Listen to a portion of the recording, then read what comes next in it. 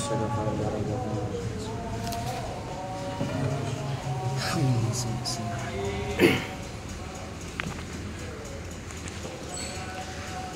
Alhamdulillah. Alhamdulillahi Rabbil Alamin. Al-Qail fi kitabihil karim. Ya ayyuhalladzina amanu ista'inu bis-sabri was-salah. Innallaha ma'as sabirin. Ashhadu an la ilaha illallah wahdahu la syarika lah. Wa ashhadu anna sayyidina Muhammadan abduhu wa rasuluh la nabi ba'dah. Allahumma salli wa sallim ala ashrafil anbiya'i wal mursalin nabiyyina Muhammadin sallallahu alaihi wasallam wa ala alihi wa ashabihi wat tabi'in bi ihsanin ila yaumiddin. Amma ba'du. Faya ayyuhal hadirun, ittaqullah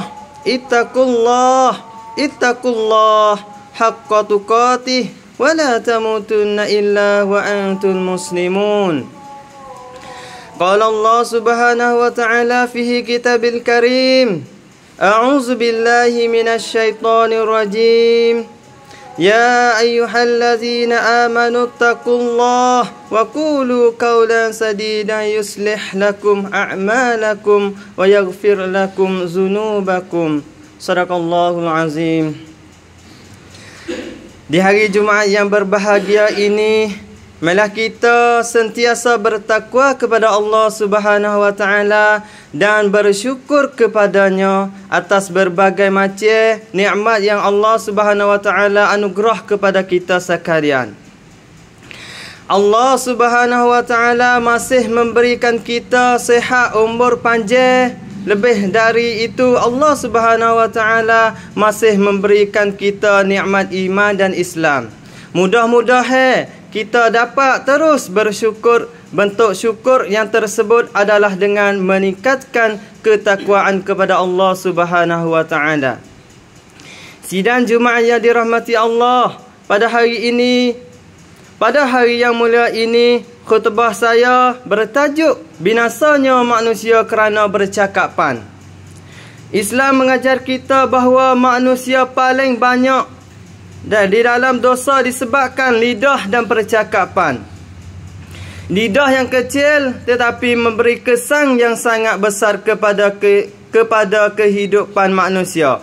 Rasulullah sallallahu alaihi wasallam bersabda, qala Rasulullah sallallahu alaihi wasallam, wa hal yahubbun nas fin nari ala wujuhihim illa hasairul hisabatihim. Maksudnya, dan tidaklah manusia dilemparkan di dalam neraka atas wajah-wajah mereka, melainkan hasil daripada apa ucapan-ucapan oleh lidah mereka. Rawahu Tirmizi. Betapa ramai orang dibinasakan hanya kerana perkataan, sama ada disedari atau tidak. Allah Subhanahu wa taala berfirman di dalam Al-Quran, A'udzubillahi minasyaitonir rajim. Ma yalfizu min qawli illa ladaihi raqibun atid. Maksudnya, tidak ada sesuatu perkataan pun dilafazkan melainkan ada malaikat sentiasa mengawasinya. Ayat ini menunjukkan bahawa setiap kata-kata dicatat, ada yang baik atau buruk. Dalam banyak hadis Nabi SAW memberi amaran tentang beberapa jenis percakapan yang Allah murka dan menantangkan dosa besar. Di antara percakapan yang Nabi paling tidak suka ialah satu, mengupat. Mengupat adalah mencerita tentang seseorang yang jika dia mendengar, dia tidak suka walaupun perkara itu benar. Rasulullah sallallahu alaihi wasallam bersabda, zikruka akhaka bima takrah. Maksudnya, engkau menyebut tentang saudaramu sesuatu yang dia tidak suka. Rawahu Muslim. Allah Subhanahu wa taala berfirman lagi, maksudnya, dan janganlah kamu mengupat satu sama lain. 2. Dusta dan menipu. Rasulullah sallallahu alaihi wasallam bersabda, "Iyyakum wal kadhiba fa innal kadhiba yahdi ilal fujur." Maksudnya, jauhilah oleh kamu daripada dusta, sesungguhnya dusta membawa kepada kejahatan. Rawahu Muslim. Dusta merosakkan hubungan, memecahkan perpaduan dan menjauhkan kita dari rahmat Allah Subhanahu wa taala. 3. Mengadu domba ialah bawa cerita untuk merosakkan hubungan di antara manusia. Rasulullah sallallahu alaihi wasallam bersabda, "La yadkhulun jannata nammamun." Maksudnya, tidak akan masuk syurga orang yang suka mengadu domba. Rawahu Muslim.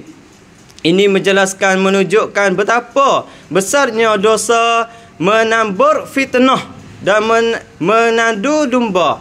4. Memperkatakan hal tanpa ilmu.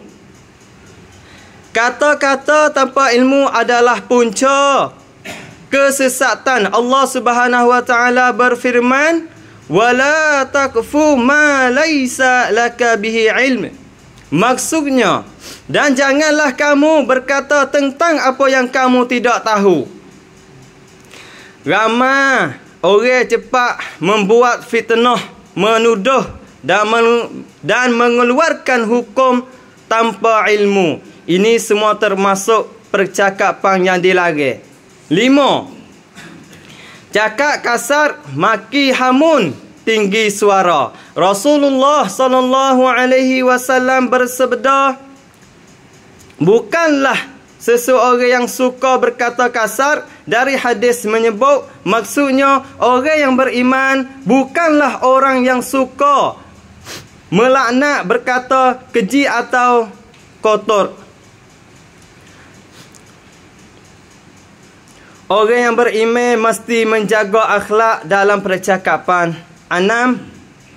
Menghina, memperlekeh dan merendahkan orang. Nabi SAW sangat membenci perkataan yang menjatuhkan maruah manusia. Allah Subhanahu wa taala berfirman, maksudnya, wahai orang yang beriman, janganlah kamu menghina di antara satu sama lain. Menghina orang kerana pangkat, rupa, harta dan keturunan atau kesalahan lalu adalah dosa besar. 7. Banyak bercakap tanpa bermanfaat. Rasulullah sallallahu alaihi wasallam bersabda, maksudnya di antara tanda kebaikan Islam seseorang ialah dia meninggalkan perkara yang tiada bermanfaat. Orang yang banyak cakap binasa. Orang yang banyak cakap biasanya banyak salah. Sebab itu para ulama berkata, jika bercakap itu parak, jika bercakap itu perak, maka diam itu emas. Rasulullah sallallahu alaihi wasallam bersabda lagi, maksudnya siapa yang beriman kepada Allah dan hari akhirat, hendaklah dia berkata baik atau diam. Ini menunjukkan bahawa bercakap yang baik adalah ibadat, manakala diam ketika perlu adalah keselamatan. Cara menjaga lidah penawar dari Rasulullah sallallahu alaihi wasallam ada beberapa cara. 1. Fikir sebelum bercakap adalah perkataan ini membawa dosa atau fahla. 2. Kurangkan bercakap perkara sia-sia, lebihkan zikir dan doa dan membaca Al-Quran. 3. Jaga maruah orang, jangan mengupat, merendah atau menghina. 4. Jangan percakapan di rumah jaga percakapan di rumah, jangan meninggikan suara kepada isteri dan anak dan ibu bapa. 5. Jaga percakapan di tempat kerja dan di masjid, adab bercakap menunjukkan akhlak Islam. Sedang jemaah yang dirahmati Allah Subhanahu wa taala, sesungguhnya lidah ini akan menjadi saksi pada hari kiamat.